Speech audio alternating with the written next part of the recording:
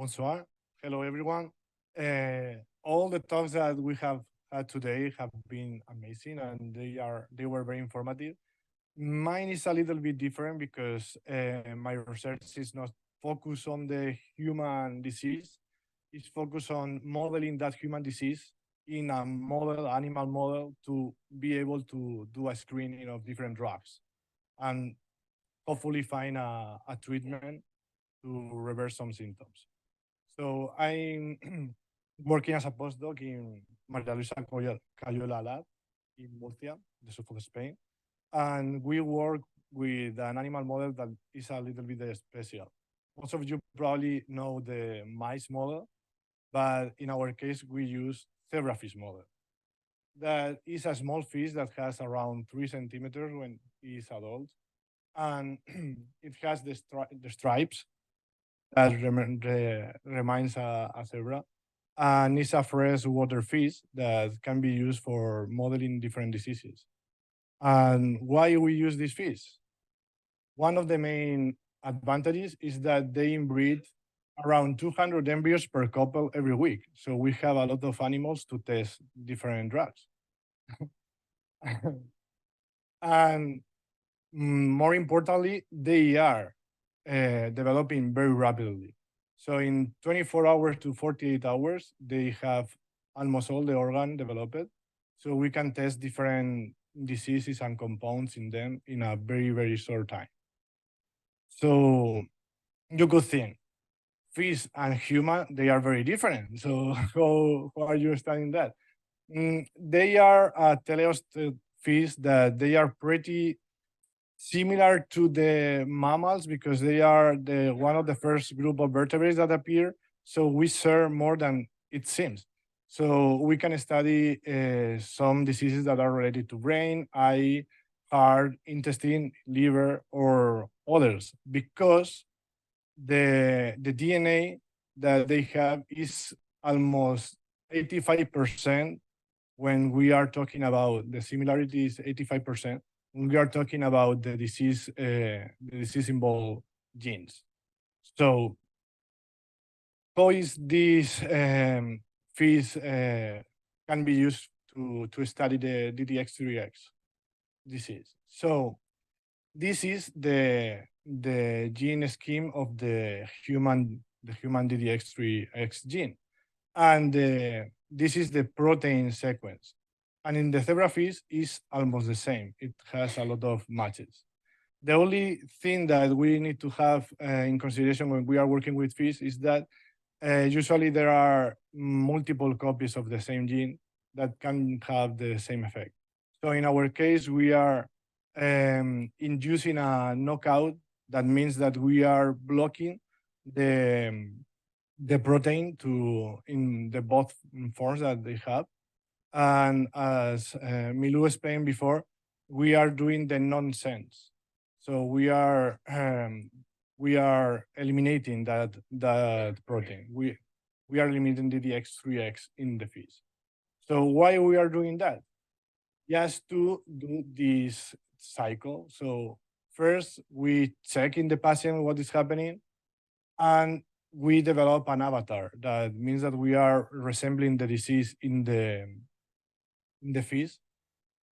After that, we do a characterization just to check which kind of characteristic they have, if they are resembling the human disease. And after, we can test different drugs that have been approved previously and check if they are reverting the phenotype and we are recovering to a normal or better situation. And after that, we can propose these drugs to repurposing to be used in different diseases. And we can validate it with patient cells or with cell culture or other models. So we modify these fish, injecting them in the first stage of when they have only one cell stage. And in this case, we are knocking down the gene using CRISPR-Cas9 that break the DNA sequence and induce some changes that can produce the breakdown of the gene. So what happened when we did that? When we started to characterize this model, we found that the Phis that have DDX3X inhibited, they were smaller. So it seems that they have a delay in the development. And also, when we check the movement of these Phis, they were moving less than the controls. So until now, we have two characteristics to study some drugs to know if they are having an effect. One of the important things that that you need to know is that my background is mainly the inflammation field. So one of the things that I was interested when before in this morning, some of the panel were asking about the susceptibility of the inflammation or infection that some kids could have. Is very important to me because it's like my field. So we checked the one of the cells that are involved in the innate immune response. So we checked the neutrophils, and these fish that had inhibited DDX3X they have increased number of these immune cells, but these immune cells are responding to. In this case, we are inducing a wound, cutting the final part of the tail. And in this way, we are inducing like an inflammation site because there are pathogens or there are bacteria that are around. So this inflammation is not resolving in the same time that the controls in green are doing. So it's a delay. So we can see that there is a delay in the infection or inflammation resolution. So following these pathways, we also have different transgenic lines, not only with the cell marketing green. We also have other molecules that can be shown in colors, like NF-κB that is involved in the inflammation. And we can see that this inflammation molecule is reduced when we inhibit the DDX3X. And also in the Wnt pathway, that have been mentioned before is reduced. So with all these characteristics, we can start doing the drug screening. So we are going to be starting in the following weeks to see if we are able to recover some of these markers. And more importantly, we are going to be testing around 800 drugs that are in a library that we already have. And this is going to be like they are not selected specifically for this kind of disease. They are used before in different diseases. But the way that we are going to be doing this is because we are not going to be solving the mutation that DDX3X have. We are going to try to act downstream to treat the disease with another molecule that is affecting more broadly to the disease. So the outcome that hopefully we are going to obtain is that around, usually when we did this before with other diseases, we obtain like 16 drugs of these 800 that can be tested again, and around 8 of them could be effective. And after the functional validation, there are usually 1 or 2 that are effective with to treat the disease. And thank you all for your attention. And if you have any question, we are open to question.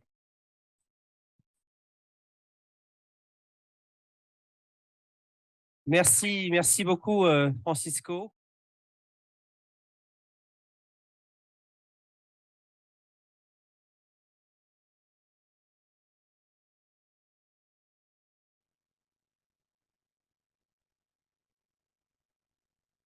Sorry, I'm just clarifying. You can hear me and see my slides? Oui.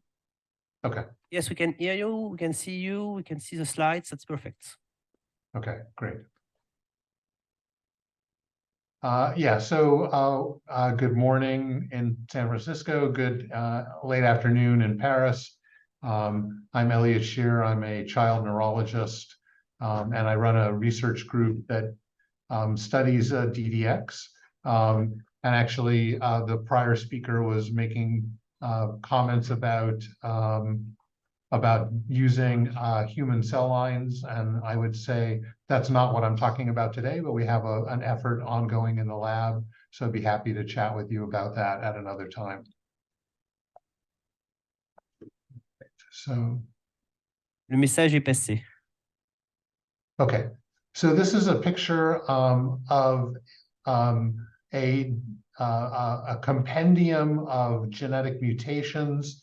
So what you can see on the left is chromosome 1, and you see on the right is the X chromosome, so the last chromosome. And all of the little dots that you can see here are different genes that are involved in brain development.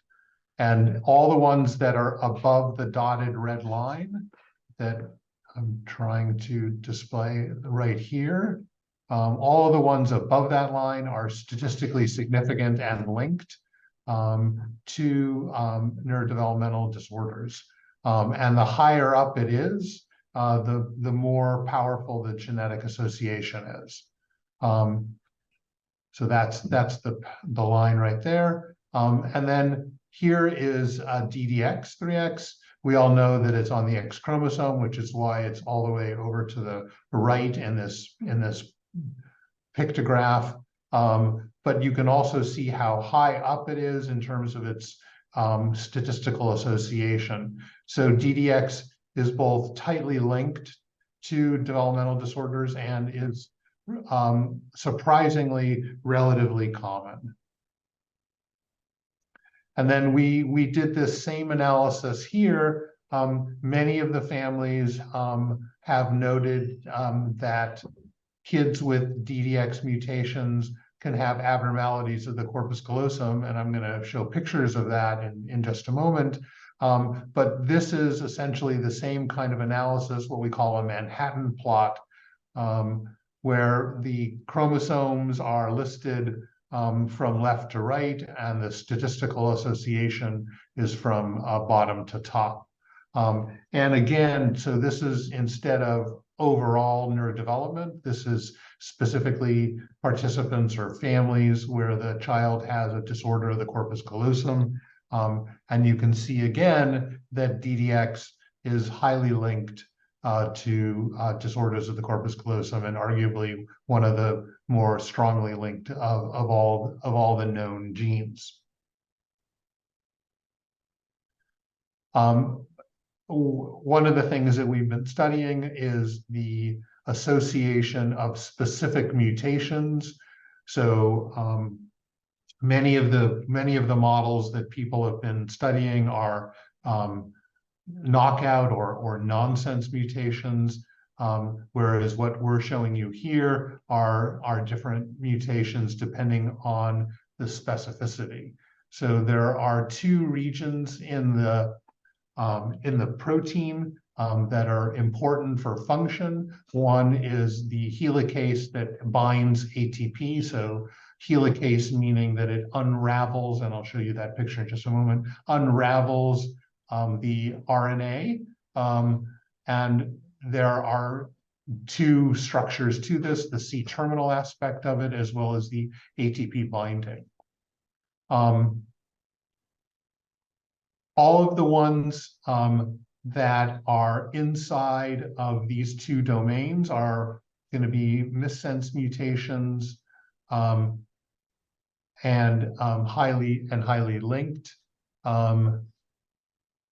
And a subset of these mutations that are in blue here have a particular change in brain anatomy called polymicrogyria. Okay, So this is the schematic that allows us to better understand what's going on in the function of the protein.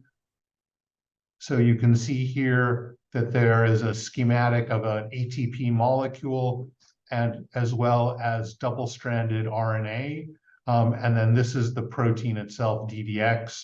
And if you recall, I just showed you two regions of the protein, the ATP region and the helicase C-terminal region, and those are displayed here in this cartoon version of DDX.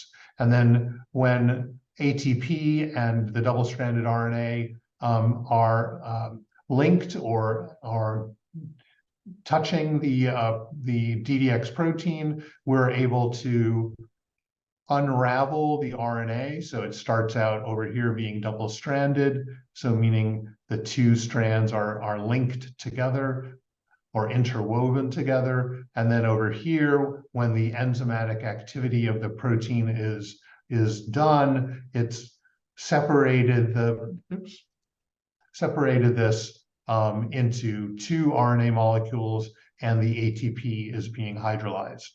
And then to better understand that in the cell or in vivo, what we're seeing here is the ribosome, which is the structure that allows proteins to be synthesized.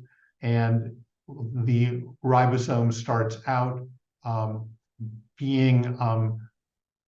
basically being delayed entry into the process, and it's delayed that way through forming this schematic hairpin loop that you can see here. And when there is a mutation, it can't unravel this any further, and it's stuck with the ribosome here and the RNA bound to it, and no further progress is made. However, in a normal situation where there is no mutation, the RNA interacts with the DDX protein and the ribosomes, and you're able to unravel it, and the ribosome advances beyond, and you get production of protein synthesis.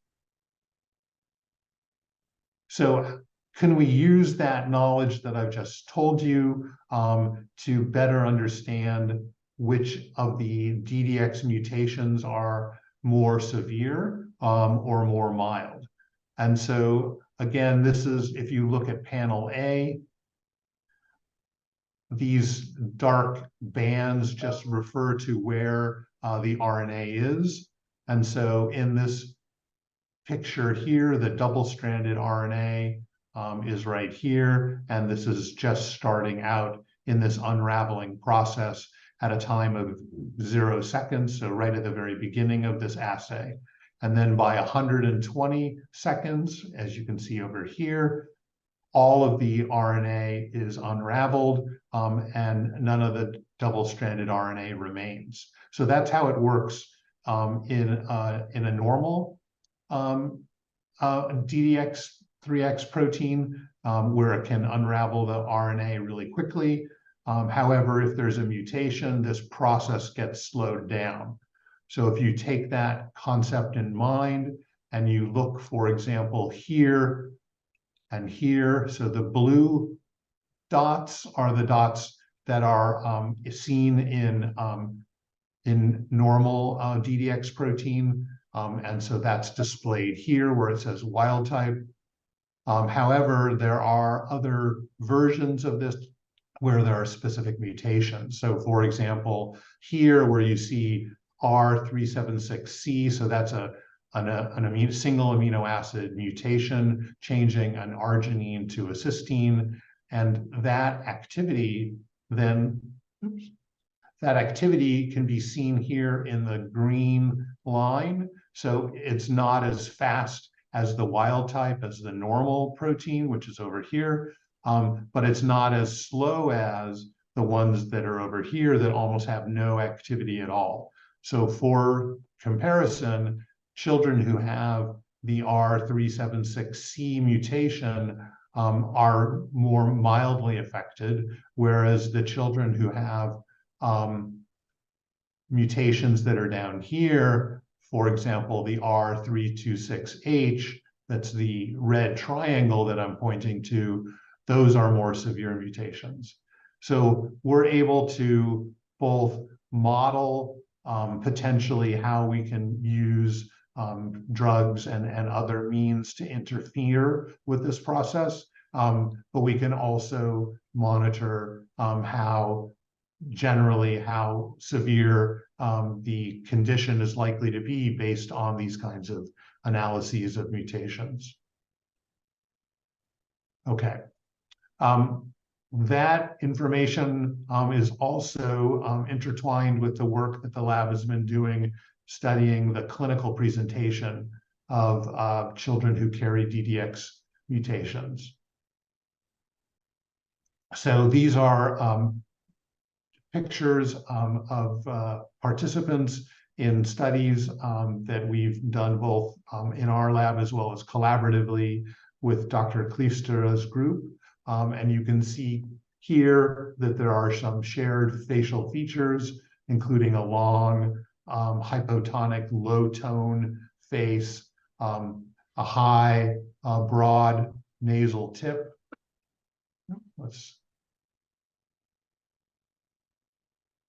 And hypertelorism, which means that the eyes are separated by a greater distance than average. And they also have microcephaly, meaning that they have smaller heads. And you can see that more clearly, for example, here in individual 12 and individual 11. Okay. So there, at the time that we pulled this together, there were 3 main papers describing the clinical features of DDX. One of them, again, from Dr. Kleefstra's group, the folks in Baylor by Wang et al., and then Lennox et al. is our group at UCSF in collaboration with the folks at Duke. And so there's about 150 individuals that have been identified, and we've looked at a number of different clinical features. Oops. So you can see here that many of them have behavioral difficulties. Many of them have low tone. And 100% of the children that have been enrolled in our studies have developmental delay or intellectual disability. Now, that 100% is maybe a little bit misleading. There's obviously an ascertainment bias at the beginning of any understanding of developmental conditions. You're going to be scrutinizing children who have clinical challenges, and so it's sort of a self-referential identification of kids who have difficulties. But of those kids, if you then move forward, you can see that there are other difficulties that they have. So, for example, not all the children have microcephaly. It's more like 25% to a third. Many have other problems like scoliosis, hearing impairment. Many, as I mentioned, many of the children also have epilepsy. So in the initial report from Kleefstra's group, about 16% had seizures, so not high, but still a significant percentage. And in our group, we had 20% of the children with seizures.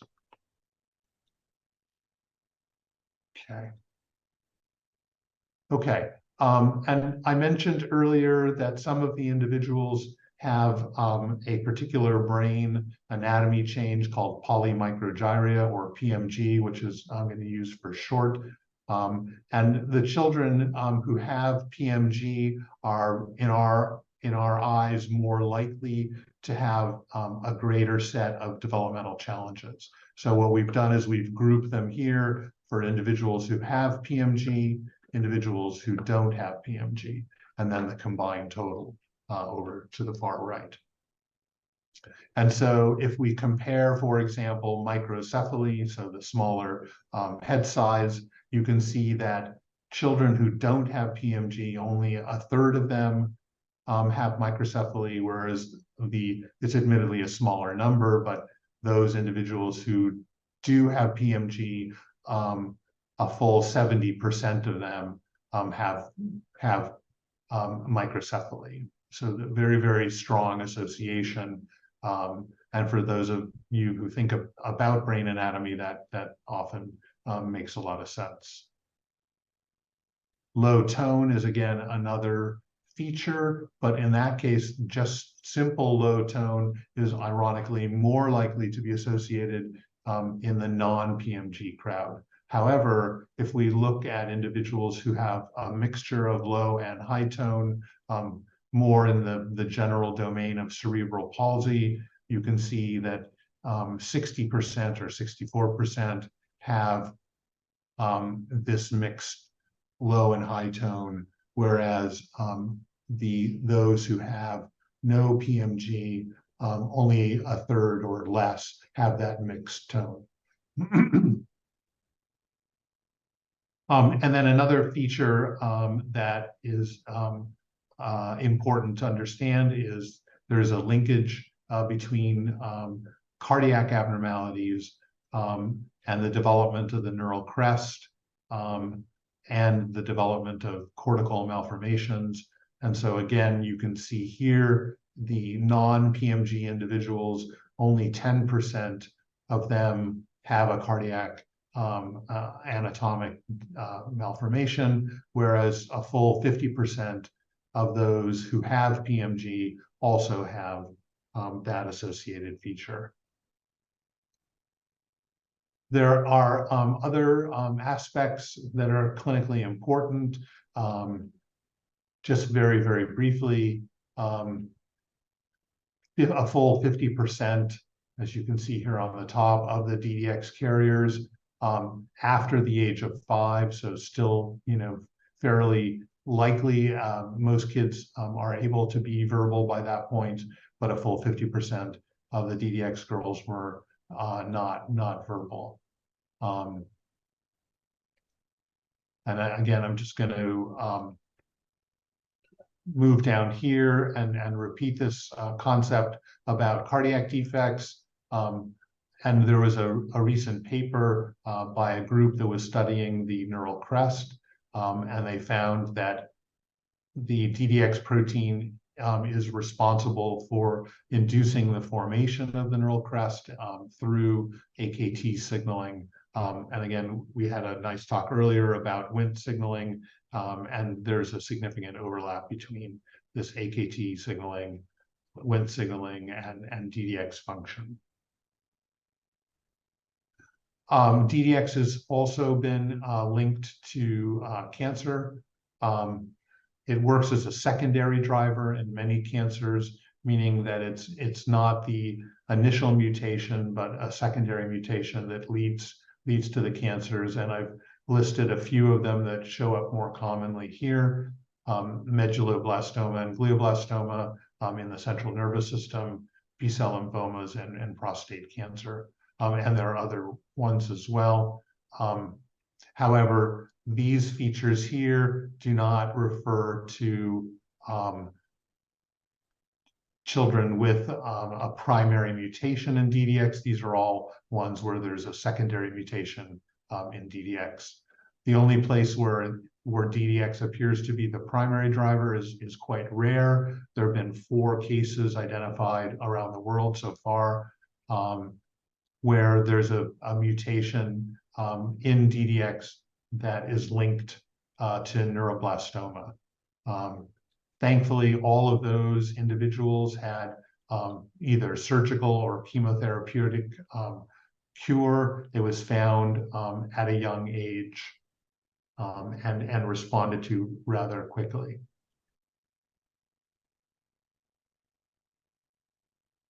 Okay, I mentioned that DDX is linked to brain anatomic changes, including PMG, and I just want to point out a few of these other ones.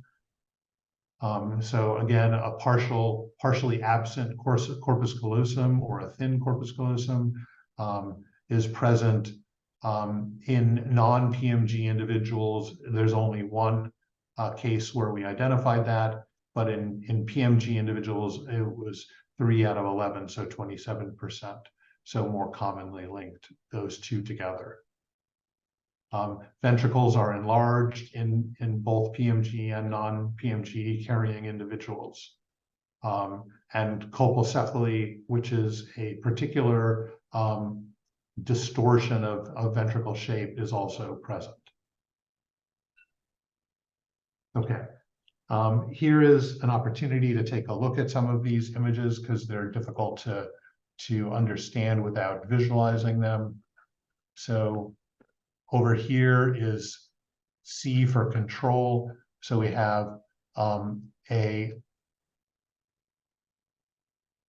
sagittal image where this is the front of the face here, this is the back, and this is the normal corpus callosum right here, normally shaped and normally sized. But by comparison, there are two individuals here. This one has a thin corpus callosum by comparison to the corpus callosum right here. And then this individual here in B has no corpus callosum at all. There are other features. So there is, as I mentioned, enlargement of the ventricles. So the ventricles can be seen here in this coronal view. Again, this is left, this is right, and this is top and bottom. And then the ventricles can also be enlarged when looked at through the axial plane. So again, this is the front of the head and the back of the head down below. Move this out of the way. And then, as I mentioned, patients also have PMG or polymicrogyria, and that is evident here in D, where this kind of jaggedy edges here, or these little jaggedy edges here, are associated with or are representations of PMG, polymicrogyria, so many small curves. And then if you look here, what we've done is we've displayed the actual mutation. So this one here is R326H, so arginine to histidine. This missense mutation is, these are two separate individuals in here in D and E. And even though they're separate individuals, they have very, very similar anatomic changes based on the mutation being the primary driver. Okay.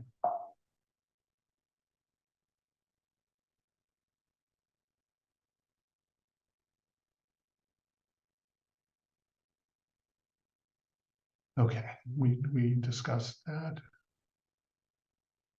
Okay, and then can these brain changes that we see tell us or give us insight into how the children are going to develop? So this is just two examples right here. This is, again, this is the sagittal view. This is the front of the face, the back of the head. So this is the sagittal, this is the coronal view. This is the top, and this is right and left. And then the axial view, meaning this is front to back and side to side. And you can see that this individual here has a much thicker and larger corpus callosum than this individual here.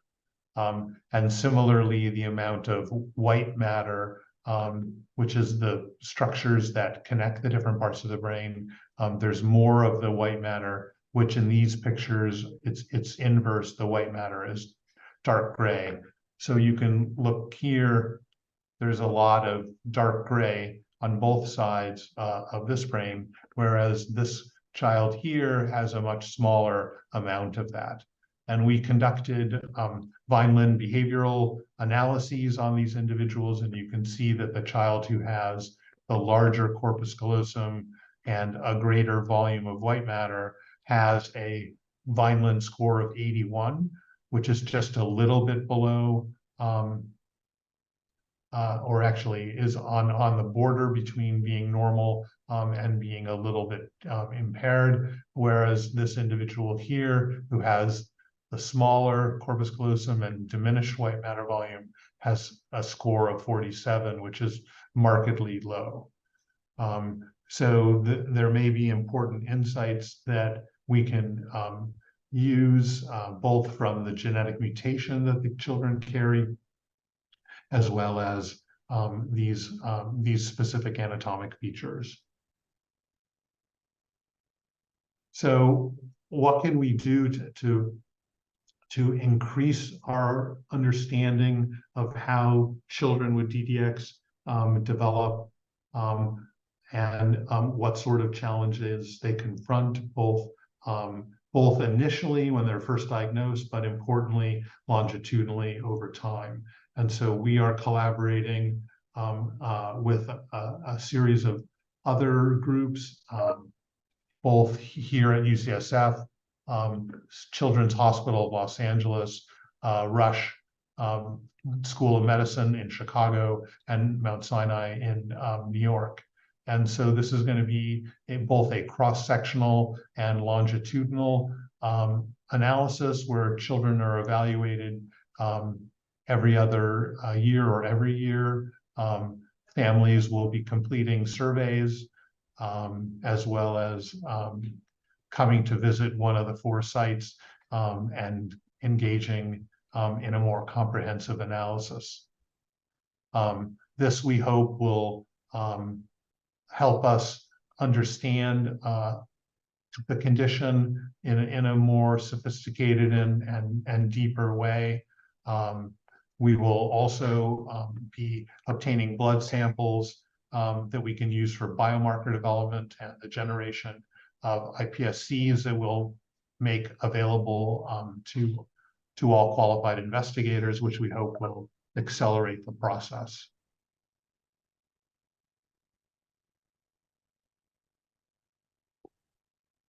Okay, just again as a reminder, there's a rapidly growing number of individuals who each have unique mutations. You can see them here, all the ones where there's no number, there's no recurrence of that particular mutation, whereas some of the other ones, like this R376C that I've been talking about, seems to be more common. We already have 6 individuals who carry that same mutation.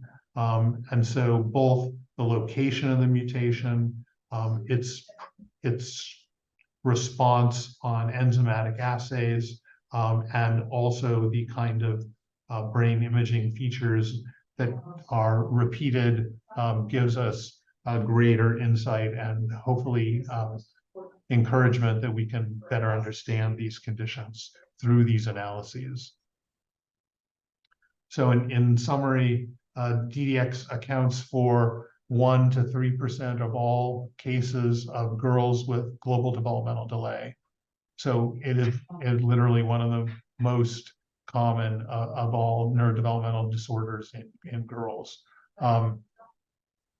Most of the cases that we've seen so far are de novo in females. There are cases in males, those are rare, and those can actually be inherited and have the mutations be more mildly affected in the girls and more severely affected in the boys. The biochemical assays that I showed you give a tight correlation with clinical outcomes as well as with brain imaging findings. And we're optimistic that these kinds of approaches, as well as the others that you've been hearing over the last couple of days, gives greater insight into the condition and may hopefully give us insights as to how we might approach clinical treatment. So there are many individuals from my lab listed here. This is Dr. Stephen Floor, who's a collaborator at UCSF, and he and I and Dr. Silver from Duke are the main collaborators in a joint study that we're pulling together. And then here are some students in my lab, Lindsay and Brianna and Ruichi, who have all been significant participants in the lab's efforts. And I just want to point out, I mentioned it at the beginning, but just to repeat, we are collecting patient blood samples as well as blood samples from moms to make them into induced pluripotent stem cells that can then be differentiated by various protocols into neuron progenitors or mature neurons, as well as other cell types. But we've been focusing on cortical neuron production using this approach. All right, thank you very much.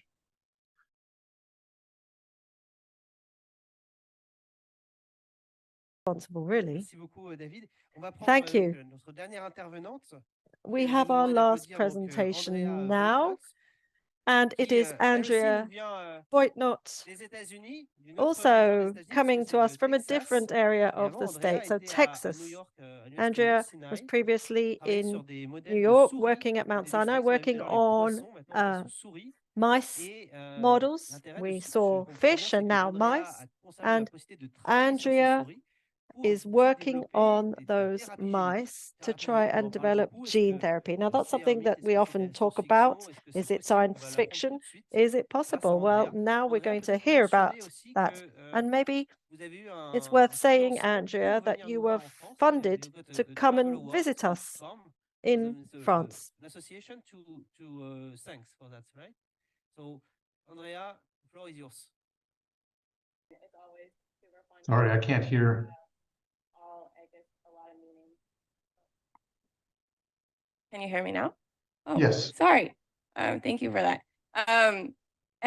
Yeah, thanks for having me. I was just saying that I think this is my 4th DDX3X conference, first international one. I really enjoy coming and meeting all the families. It brings a lot of purpose and meaning to my work. So I really appreciate you all being here and listening and learning about DDX3X syndrome biologically and in the future, hopefully therapeutically.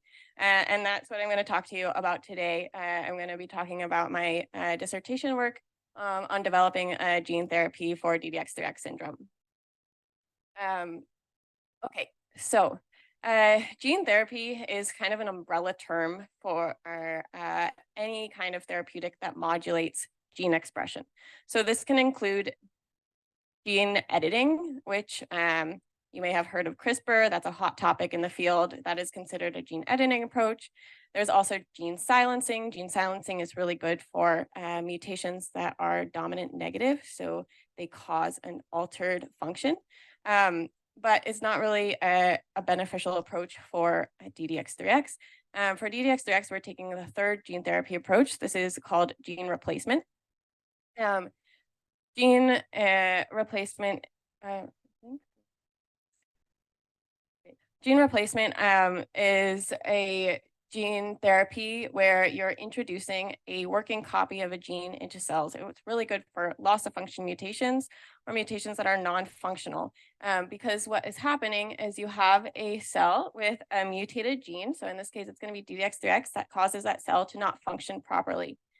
But when we introduce a healthy copy of that gene into the cell, it will conceivably make up for the bad copy and cause the cell to function properly.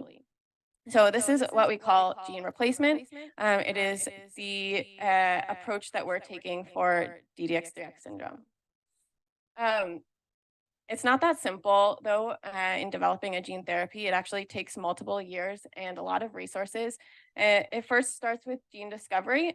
So we have discovered DDX3X to cause a neurodevelopmental disorder. Because it's monogenic, meaning it's caused by mutations in a single gene, gene therapy is an approach that may be useful because we can package a healthy copy of that single gene and deliver it into cells and hopefully have a therapeutic benefit. So once we have the gene, in this case DDX3X, then we can go to develop a gene therapy construct or a gene therapy vector and produce that vector. Once we have that gene therapy, we can test it preclinically in animal models and cellular models to look for efficacy and safety. And then if that data looks good, then we can go to the regulatory agencies and seek approval for a clinical trial. However, a lot of times research gets stuck in this preclinical efficacy and safety phase because the therapy isn't as beneficial or shows some kind of safety concern. So a lot of times you have to go back to the drawing board, redesign the therapeutic, and then retest it in cell and animal models before it can go into a clinical trial. So I'm going to talk about where we are in developing this throughout the talk. But you might be wondering how we get the gene into cells. For the gene replacement approach, we use viral vectors. So you can think of them as delivery vehicles. You have a functional gene. This would be the healthy copy of DDX3X. We package it into a virus, and then that virus acts as a delivery vehicle, brings the gene into the appropriate parts of the body, cells and tissues. The virus that we use is called adeno-associated virus, or AAV. This is the structure of AAV molecularly that you can see here. It is non-pathogenic, so that means it is safe and does not cause disease, and we can use that as our delivery vehicle. So AAV-mediated gene therapy has been successfully translated into the clinic for neurological disease specifically.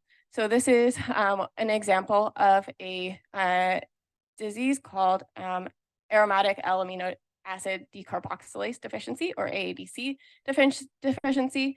It's a neurological disorder, and with an AAV injection to the, I can first show you what you'll see the patient at baseline, but while that video is showing, you can see the that they injected the gene therapy specifically into a brain region that is known to cause the disease phenotypes. And this gene therapy has a healthy copy of the AADC gene. And after the patient has received the gene therapy, you can see that before the patient had a lot of issues with movement, especially hypotonia. With the gene therapy, she's able to roll over, move her limbs, and even sit up. So this can be a very transformative therapy for specific syndromes, and hopefully will be an approach that we can use for DDX3X. The caveat here is that this therapy only targets one brain region. So here, they knew that this specific brain region called the putamen was involved with the phenotypes. So they were able to do a direct injection. But for DDX3X, the gene is in all cells, all tissues. We want to have a global administration and specific administration to the brain and spinal cord, which is driving phenotype. So in the gray lab, this is the lab that I'm working in as a PhD student, our aim is to develop gene therapies that treat the whole brain and central nervous system. So we do this by using two different approaches. One, we use a specific type of AAV that's called AAV9. This is really good at transducing neurons and nerve cells. And then we also use specific routes of administration that help target the brain and spinal cord. So in the video I showed before with the AADC gene therapy, that was an intraparenchymal injection into a specific brain region. It only targets that brain region. But the approaches that we're using in the lab for routes of administration include an intracerebral ventricular injection, so that's into the ventricles of the brain, or a lumbar intrathecal injection. This would be equivalent to a spinal tap, so that the therapeutic gets into this cerebral spinal fluid and can get distributed throughout the central nervous system. Okay, so let's get into DDX3X. We study multiple diseases in the lab. All of them are neurologic, and we chose DDX3X as a potential target for numerous reasons. One of which is because many of the patients have known loss of function mutations. So it's a good approach for a gene replacement where you're introducing a healthy copy into cells. We also know that DDX3X has roles after birth. So intervening after birth with kids may be relevant because DDX3X has a role. Although we don't know how much damage is done during embryonic development, so we don't know how much we can rescue postnatally, and that's one of the questions that we are looking into. DDX3X is ubiquitously expressed, so that's in all tissues and all cell types. For a gene therapy, we are sometimes worried about off-target toxicity, and with DDX3X being in all cells, this is actually an advantage because we would not expect as much possible cellular or tissue toxicity.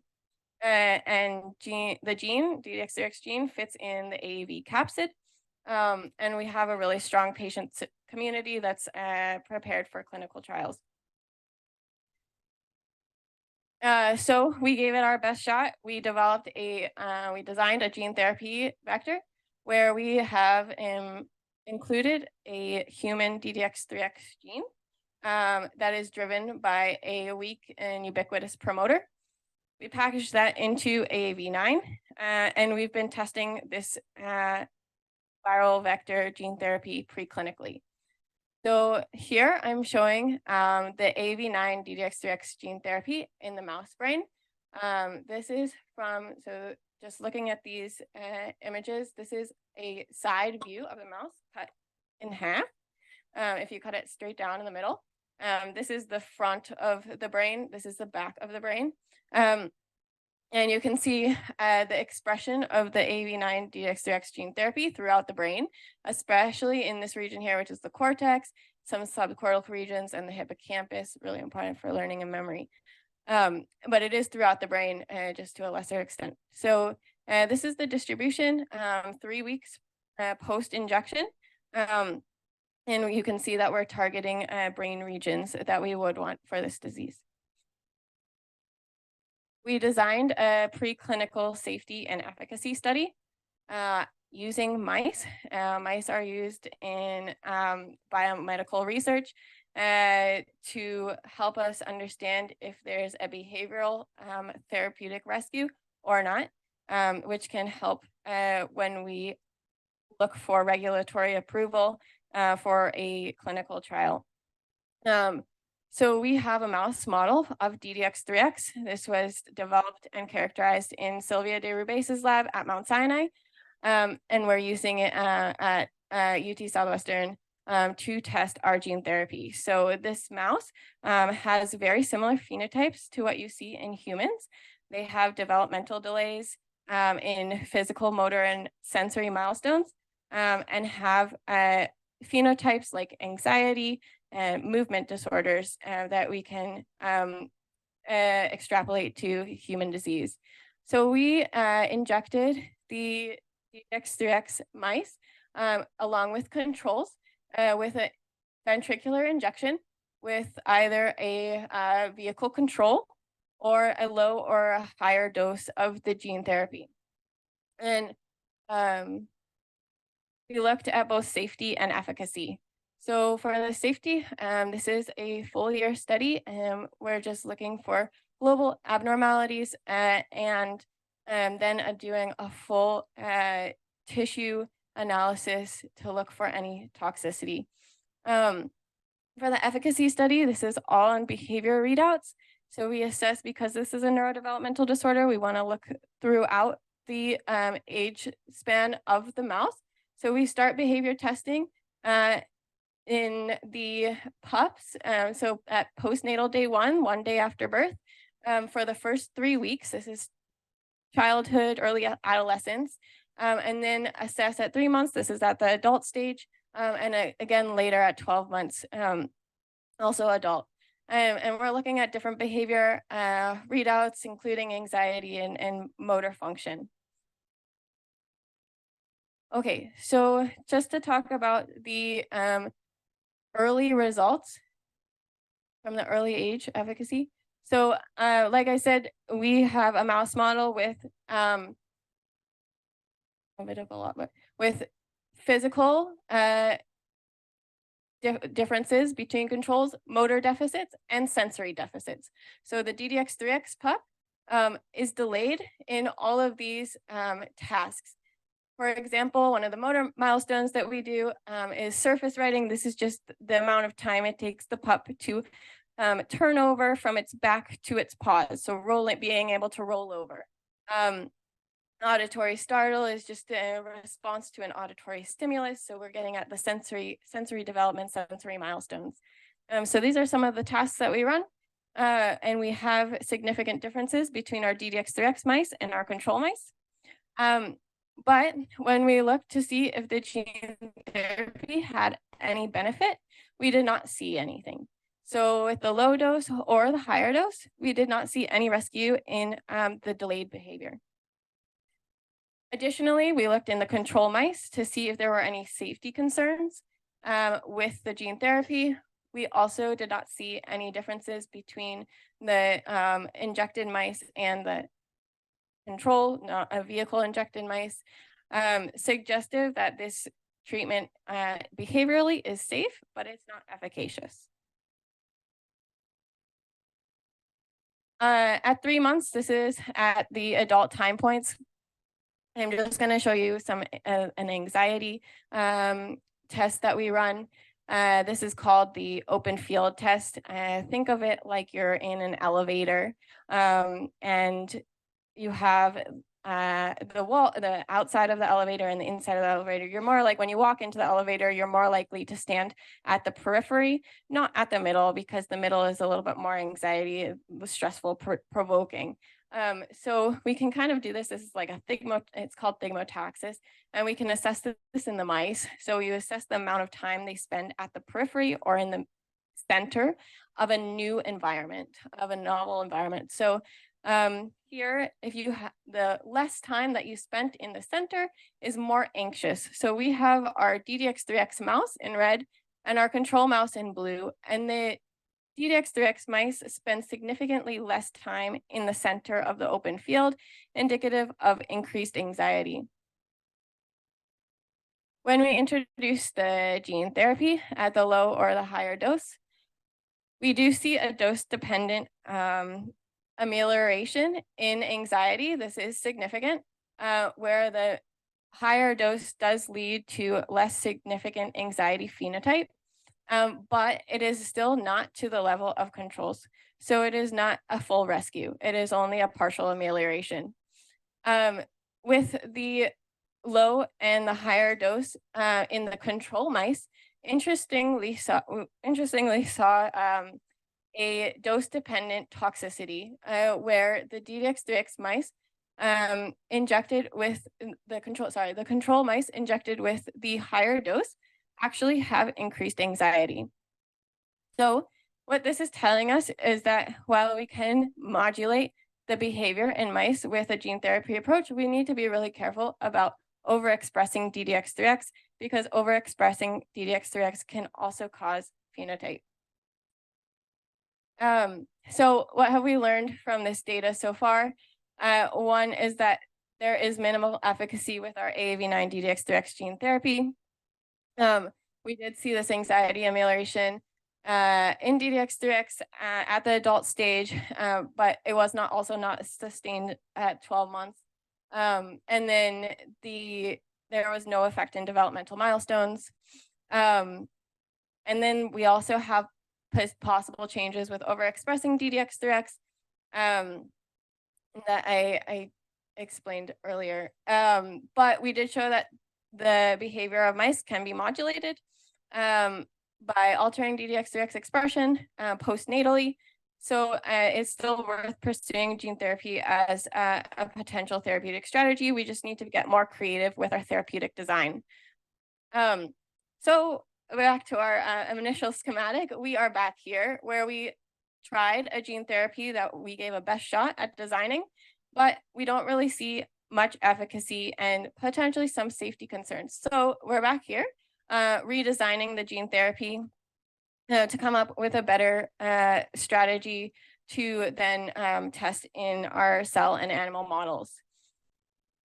To redesign this therapeutic, we're taking numerous approaches because we don't have enough information to know why this gene therapy didn't work. We have speculative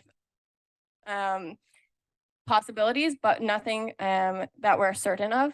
So it's possible that we are intervening too late, where there was already too much damage done earlier or before we introduce the therapeutic. So one thing that we're doing is developing a new mouse model to test the time points of a therapeutic intervention and when that would be effective. It's also possible that there's a certain amount of DDX3X that's toxic. So we're designing new vectors that have express DDX3X more strongly with stronger promoters driving overexpression to understand what that is causing. The third possibility is that we're targeting the wrong cells or not enough cells with the viral vector that we currently have.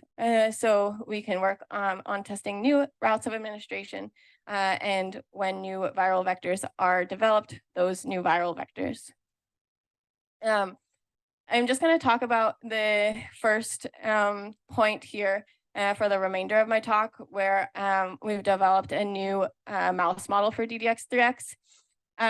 This mouse model, we genetically inserted a stop sequence into the DDX3X gene, but this stop sequence is in the reverse direction. So when the gene is read, it doesn't read the stop, it reads the gene correctly. So the DDX3X gene is on and functioning normally. This is our DDX3X flex mouse that's depicted here. When we cross this mouse with a male with a Cree driver line, so this is an enzyme that interacts with some genetic sequences that we can insert, we can develop the DDX3X mouse because this enzyme, this Cree enzyme,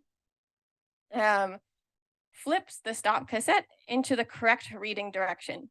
So now we have a gene where the stop cassette is working and DDX3X is non-functional. So we have our DDX3X mouse. So this is the mouse modeling human patients with a non-functional DDX3X gene.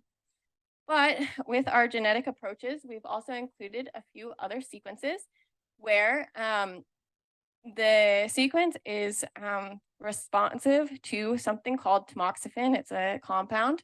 And with that compound, the stop cassette is fully removed. So now our DDX3X gene is read properly again. So we have DDX3X back on functioning normally. This would not work in humans because the tamoxifen compound is specifically targeting the genes, the sequence of DNA that we inserted with our stop cassette to re-express DDX3X. I'm just going to go over this in more simple terms. So what we have is a mouse where DDX3X is off. It's a non-functional DDX3X. This is modeling patients. But then we can introduce a compound called tamoxifen to re-express DDX3X and cause normal functioning of DDX3X. And we can introduce tamoxifen whenever we want. So we can introduce that at infancy, early childhood, adolescence, or adult.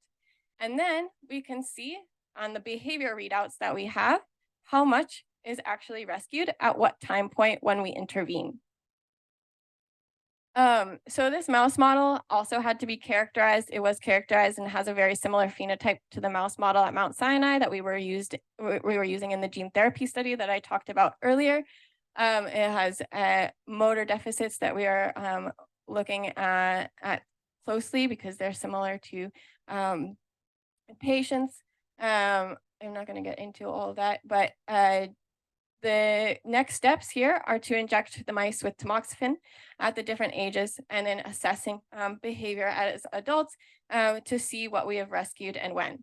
And this is really important for any therapeutic, not just gene therapy, because it will help us understand if there's a window of intervention that is required or not.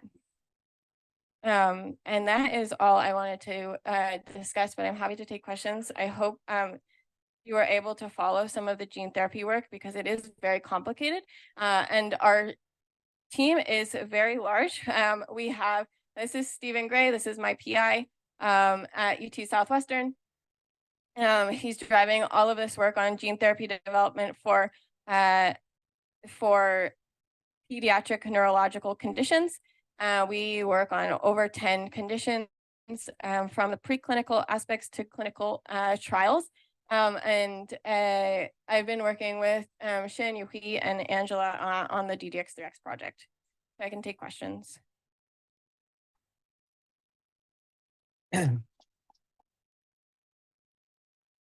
Merci beaucoup, Andrea. Thanks a lot, Andrea, for this wonderful talk. Thank you, Andrea.